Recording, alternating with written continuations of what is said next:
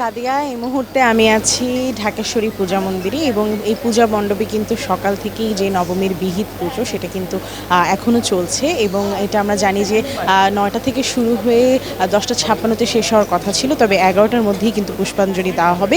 এবং সকালে আমি যেমনটি বলেছিলাম আপনাদেরকে যে সেই মুহূর্তে কিন্তু আমরা তেমন একটি ভক্ত দেখতে পাইনি কি বৃষ্টির কারণে। এখন যেহেতু বৃষ্টিটা একটু কমে এসেছে এবং নেই বললেই চলে ঢাকেশ্বরী মন্দিরের এই এলাকাটাতে, তাই কিন্তু এখন প্রচুর ভক্তদের আনাগোনা এবং আমরা জানি যে 11টার সময় পুষ্পাঞ্জলি দেওয়া হবে এবং গণপ্রসাদ বিতরণ হবে এবং সে কারণে কিন্তু ভক্তরা আসলে মায়ের প্রসাদ নিতে একসাথে জড়ো হয়েছে পরিবার পরিজন নিয়ে। আসলে নবমীর এই শেষ দিন, আমরা জানি যে নবমী কালকে দশমী, কালকে মা বিদায় নেবেন, দুর্গা মা বিদায় নেবেন।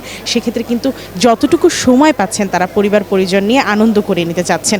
আরেকটি বিষয় জানিয়ে রাখতে চাই যে গতকালকে অষ্টমীর যে তিথি, সেই তিথি শেষ করেই কিন্তু সন্ধ্যের থেকে ঠিক নবমীতে পদার্পণ করতেই সন্ধিক্ষণে তিথি অনুযায়ী মহিষাসুরকে বশ করেছে দেবী দুর্গা। তাই কিন্তু তাকে পদ্মমাল্য দিয়ে 101টি পদ্মমাল্য দিয়ে তাকে পুষ্পার্ঘ্য করা হয়েছে। এবং আরেকটি বিষয় জানিয়ে রাখতে চাই যে দশমীতে দেবী দুর্গা কৈলাসে স্বামীর কাছে ফিরে যাবেন, তাই কিন্তু বিকেলের পর থেকেই বিদায় সুর বাজতে থাকবে। এখানে অনেক ভক্তদের সাথে আমি কথা বলে জেনেছি যে যেমন মহিষাসুর দমনের আনন্দ আছে, তেমন কি বিদায়ের সুরটাও আছে কিনা। তারা জানিয়েছেন যে একই সাথে এই দিনটা, আসলে নবমীর এই দিনটা তাদের জন্য খুব গুরুত্বপূর্ণ, কারণ তারা কিন্তু মনে করছেন যে আসলে এই দিনটিতে যতটুকু না খুশি, ততটুকু কিন্তু তার চেয়ে বেশি হচ্ছে বিদায়ের যে সুরটা। এই শেষ দিনটা পরিবার পরিজনের সাথে আনন্দ করতে কিন্তু ভক্তরা ঢাকেশ্বরী মন্দিরে জড়ো হয়েছেন। অনেক দূর দূর থেকেই অনেক ভক্তরা এখানে এসেছেন পূজায় অংশগ্রহণ করতে। এই ছিল আমার হাতে পাওয়া সর্বশেষ ঢাকেশ্বরী পূজা মণ্ডপ থেকে। চলে যাচ্ছি চট্টগ্রামে, সেখানে আছেন আমাদের আরেক সহকর্মী নয়ন বড়ুয়া জয়। তিনি জানাবেন চট্টগ্রামে এই মুহূর্তে নবমীর আয়োজনে কি কি আছে।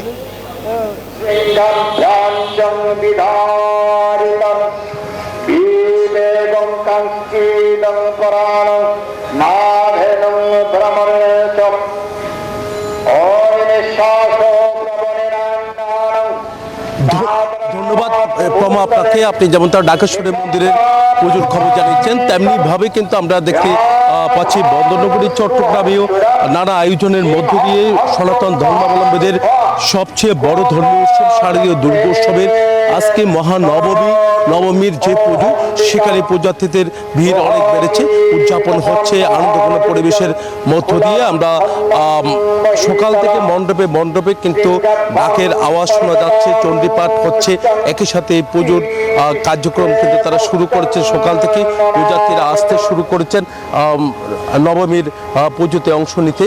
তো একই সাথে যেহেতু গতকাল মহা অষ্টমী গেছে, সেই মহা অষ্টমীতে কিন্তু রাতভর নানা আয়োজন ছিল। আজকে মহানবমীতে কিন্তু আমরা দেখতে পাচ্ছি সকাল থেকে পুজোর মধ্য দিয়ে যে চণ্ডীপাঠের মধ্য দিয়ে যে আনুষ্ঠানিকতা শুরু হয়েছে। মহানবমীর পর আগামীকাল সকাল থেকে বিদায় ঘণ্টা বাজতে শুরু করবে মা দুর্গার। তার কারণে কিন্তু আজকে এখানে দর্শনকারীদের সংখ্যা কিন্তু অনেক বেড়ে যাবে বলে আমরা বুঝতে পেরেছি।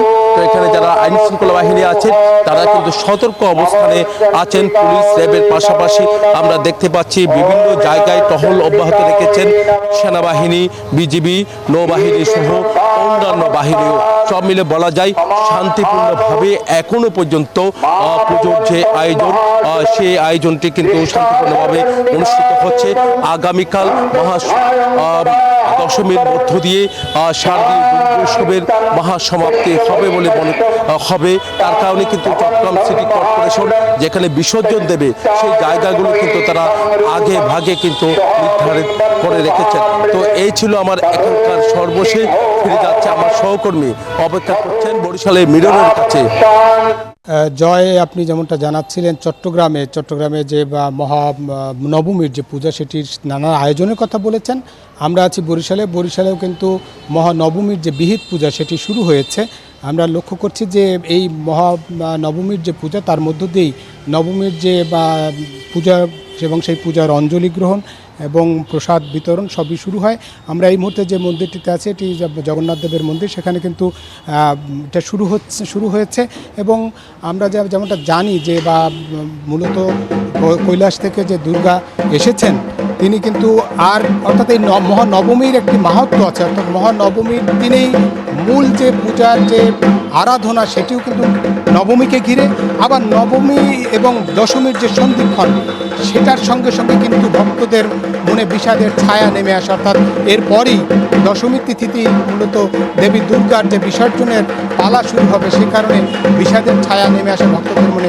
তাদের মনে চিন্তা যে আবার দেবী দুর্গা এই মঠ ছেড়ে আবার চলে যাবেন সেই কৈলাসে। সুতরাং তাদের মনে দুঃখ ভারাক্রান্ত থাকলেও আজকের দিনটি তারা নানানভাবে নানান উপাচারে কিন্তু পূজা করেন দেবী দুর্গাকে, এবং তাদের প্রার্থনা দেবী দুর্গা যে এসেছেন তিনি গজে চড়ে এসেছেন পূর্ণ তিথিতে পৃথিবীতে শান্তির পরশ দিয়ে যাবেন, এবং তারপর তিনি চলে যাবেন নিঃসন্দেহে একটি বছর তার ভক্তরা ভালো থাকবেন, শান্তিতে থাকবেন, এমনটা প্রত্যাশা করছেন। একই সঙ্গে হিংসা হানাহানি দেশগুলো যেন বন্ধ হয় সেটা তারা প্রত্যাশা করছেন। এবং এই পূজাকে ঘিরে কিন্তু আইনশৃঙ্খলা রক্ষা বাহিনী সর্বাত্মক নিরাপত্তা ব্যবস্থা জোরদার করেছেন, এবং নিরাপত্তার মধ্যেই শান্তিপূর্ণ পরিবেশে কিন্তু অনুষ্ঠিত হচ্ছে সনাতন ধর্মাবলম্বীদের সবচেয়ে বড় আয়োজন দুর্গোৎসব। এই ছিল বরিশাল থেকে আমার কাছে শারদীয় দুর্গাপূজার মহানবমীর পূজার সবশেষ তথ্য।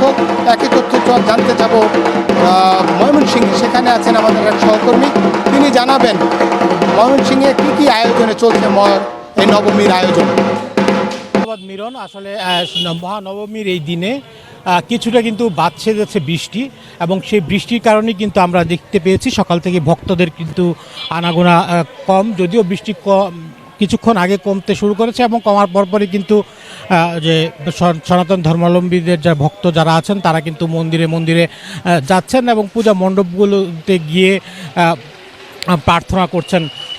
আমরা কিছুক্ষণ আগেও শুনেছি যে ঢাকঢোল ও বাদ্যের তালে পুরোহিতের চণ্ডীপাঠের মাধ্যমে কিন্তু পূজা অর্চনা হচ্ছিল, এবং সেই এখন আপনি নিশ্চয়ই ক্যামেরার মাধ্যমে দেখতে পাচ্ছেন যে প্রসাদ বিতরণ করা হচ্ছে। এবং আমরা পূজারীদের সাথে কথা বলেছি, তাদের কাছে জানতে চেয়েছিলাম যে এইবার যে মা দুর্গার আগমন উপলক্ষে কি চাওয়া আছে তাদের। তারা বলছেন সম্প্রীতির জন্য একটা বাংলাদেশ গড়ে ওঠে, তারা বলছেন যেন এই হিন্দু মুসলিম যার যে ধর্মাবলম্বী আছে সব ধর্মাবলম্বীর যেন একটি সুখী সমৃদ্ধি বাংলাদেশ গড়ে তুলতে পারেন। আমি একটু জানিয়ে রাখি, ময়মনসিংহে জেলার যে 14টি উপজেলা আছে সেখানে কিন্তু 890টি পূজা মণ্ডপ হয়েছে, এবং সেখানে কিন্তু ভক্তরা পূজা অর্চনা করছেন। আর ময়মনসিংহ মহানগরে কিন্তু প্রায় 3 শতাধিক পূজা মণ্ডপ রয়েছে। আপনি নিশ্চয়ই দেখতে পাচ্ছেন যে পূজা শেষে পুরোহিত যিনি আছেন তিনি কিন্তু প্রসাদ বিতরণ করছেন, এবং তিনি বিভিন্ন ভক্তদের উদ্দেশ্যে দিক নির্দেশনা দিচ্ছেন। তো আমি কিন্তু ঠিক এই মুহূর্তে ময়মনসিংহ মহানগরীর মদনবাবু রোডের যে মন্দিরটি আছে সেখানে অবস্থান করছি। তো আসলে ময়মনসিংহে দিন যত বাড়ে ততই কিন্তু পূজারীদের আগমনও বাড়ে। তো এই ছিল আসলে ময়মনসিংহ থেকে শারদীয় দুর্গোৎসব নিয়ে আমার কাছে সর্বশেষ খোঁজখবর। ফিরছি ফরিদপুরে আমাদের সহকর্মীর কাছে। ধন্যবাদ আপনাকে। আপনি যেমনটি বলছিলেন ময়মনসিংহ খবর, আমি একই খবর জানাতে আমি এই মুহূর্তে দাঁড়িয়ে আছি ফরিদপুরের শর্মাপাড়া সার্বজনীন দুর্গা মন্দিরে, যেখানটাতে কিন্তু আমরা দেখতে পাচ্ছি যে সকাল থেকেই যে আজ মহানবমীর যেই আনুষ্ঠানিকতা সেটি কিন্তু শুরু হয়ে গিয়েছে। আজকে মহানবমী পূজার মধ্য দিয়ে তার আনুষ্ঠানিকতা শুরু করেছে, এবং আজকে সারাদিন ব্যাপী কিন্তু তাদের নানা পূজা অর্চনা রয়েছে, এবং বেলা 1টার দিকে তাদের যজ্ঞের মাধ্যমে কিন্তু আজকে এই মহানবমীর সমাপ্তি ঘোষণা করা হবে। আমরা দেখেছি যে সকালে বিভিন্ন জায়গা থেকে পূজারীরা এসেছে, ভক্তবৃন্দ এসেছে। আমরা একটু কথা বলতে চাই এখানে পূজারী যারা রয়েছে। আজকে তো মহানবমী, এই নবমীতে তো দেবী দুর্গা অসুরকে বধ করেছিল, সেই বিষয়ে কি জানেন একটু বলবেন? আজকে এই দিনটি অত্যন্ত গুরুত্বপূর্ণ। শারদীয় দুর্গোৎসবের এই তিথিতে, নবমী তিথিতে মা দুর্গা মহিষাসুরের সাথে চরম যুদ্ধে লিপ্ত হন। মূলত বিজয়া দশমীর দিন মহিষাসুর বধ করলেও আজকের রণক্ষেত্রে পরাজিত করার জন্য মহিষাসুরকে তিনি যুদ্ধের মাধ্যমে তাকে দুর্বল করে তোলেন, এবং পূজার মাধ্যমে আমরা মা দুর্গার কাছে যশ খ্যাতি এবং শক্তির স্বরূপ আজকের এই দিনটি সনাতনীদের মাঝে অত্যন্ত গুরুত্বপূর্ণ দিন। 5 দিন ব্যাপী দুর্গোৎসব হলেও আজকের দিনটি অত্যন্ত গুরুত্বপূর্ণ দিন। সপ্তমী ধন্যবাদ আপনাকে। আপনাদের দেবী দুর্গার কাছে চাওয়া কি? মা দুর্গা যেন আমাদের সকলের মঙ্গল সাধনা করে এবং এবং দেশ এবং দশের সবার জন্য মঙ্গল করে। ধন্যবাদ আপনাকে। আপনারা শুনতে পাচ্ছিলেন যে তারা বলছিলেন যে আজকে বেশ গুরুত্বপূর্ণ দিন। তো এই ছিল আমার কাছে এই শারদীয় দুর্গা উৎসবের সর্বশেষ অঙ্ক। একই খবর জানতে আমরা চলে যাব আমাদের আরেক সহকর্মী অপেক্ষা করছে সাভারের নাজমুল হুদার কাছে, জানবো সেখানকার খবর। নাজমুল।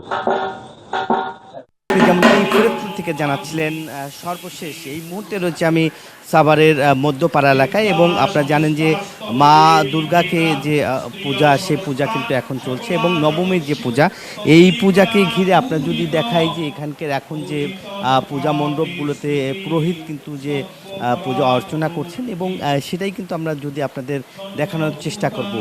ঠিক সকালবেলা মঙ্গল প্রদীপ জ্বালিয়ে কিন্তু যে পূজার আনুষ্ঠানিকতা নবমী পূজা, সেই নবমী পূজা কিন্তু শুরু করেছে এবং আপনারা জানেন যে নবমী পূজার মধ্য দিয়ে অর্থাৎ দেবীকে বরণ করে নিতে এবং সাজসজ্জা করে তুলতে, আরও আকর্ষণীয় করে তুলতে কিন্তু যে মা দুর্গাকে আপনি দেখতেই পাচ্ছেন যে তারা সেভাবেই আসলে সেই পূজাটা তারা শুরু করছিলেন এবং মা দুর্গার যে পূজা, সেই যে অর্চনা, সেটা কিন্তু এখন পুরোদমে চলছে। আপনারা জানেন যে রঙিন সাজে সেজেছে এবং বিজয়ের মধ্য দিয়ে কিন্তু আসলে এবারের যে পূজা, সেই পূজা কিন্তু আসলে শেষ হতে যাচ্ছে এবং আপনারা জানেন যে মা এসেছিলেন এবার হাতিতে এবং চলে যাবেন পালকিতে চড়ে এবং নানা যে আয়োজন, সেই নানা আয়োজন কিন্তু আপনারা জানেন যে এখন কিন্তু সেটা করছেন এবং সাভার এবং আশুলিয়া এবং ধামরাইতে কিন্তু